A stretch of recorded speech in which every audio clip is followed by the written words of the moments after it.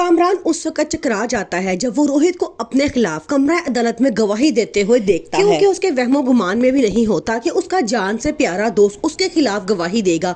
रोहित जो इस पूरे वाक़े का अकेला चश्मदीद गवाह होता है, अब उसके बयान की बहुत अहमियत है। एक तरफ तो बिनेश बहुत खुश है क्योंकि वो जानती थी कि रोहित अच्छे दिल का इंसान है और वो इस केस में गवाही जरूर देगा, लेकिन उसको एक ये तशवीश भी है कि ये भी हो सकता है कि रोहित इस केस से पीछे हट जाए। कामरान का वकील रोहित को कमरा अदालत में बहुत जलील करता है और उसे गुस्से में कहता है कि तुम आज तक कामरान से दोस्त होने का ढंग करते रहे, तमाशा करते रहे, और आज इस वक्त पे जब उसे तुम्हारी बहुत जरूरत है और तुमने उसे अकेला छोड़ दिया। हालांकि तुम ये बात भी जानते हो कि अगर कामरान का बिजनेस तबाह हुआ तो उसके साथ तुम्हारा कैरियर भी हमेशा के लिए तबाह और बर्बाद हो जाएगा, लेकिन तुम फिर भी ऐसा कर रहे हो।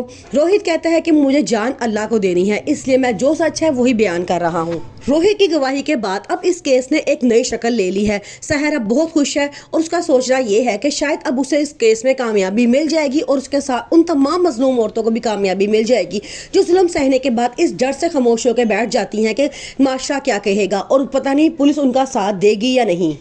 कामरान अब बड़ा परेशान है। वो इस केस को जीतने के लिए हर मुमकिन कोशिश कर लिया है। कभी उसने सोशल मीडिया का सहारा लिया है और तो कभी अपने पैसों की इंतहा कर दी है, लेकिन फिर भी अभी तक उसे कोई सुराग नहीं मिल रहा कि वो ये केस जीत सकता है। किरण अब बड़े गुस्से में कामरान को फोन करती है और कहती है कि अब तुम्हारा क्या कहना है, क्योंकि अब रोहित जो तुम्हारा जान से प्यारा दोस्त था उसने भी तुम्हारे खिलाफ गवाही दे दी है कि तुम ही कसूरवार हो। तो अब इस बारे में तुम्हारा क्या कहना है। कामरान कहता है कि वो मेरा दोस्त कभी भी नहीं था, अगर वो मेरा दोस्त होता तो आज ऐसी गिरी हुई हरकत कभी भी ना करता।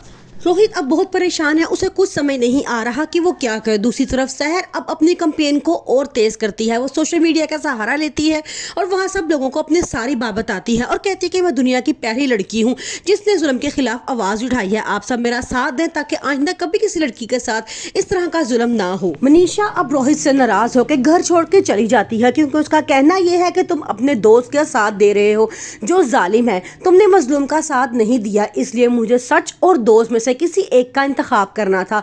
अब मैं सच का इंतखाब करके तुम्हें छोड़कर जा रही हूँ। रोहित बहुत परेशान है। मनीषा उसे पूरी तरह से दबाव डाल रही है कि किसी तरह वो कामरान के खिलाफ गवाही दे दे।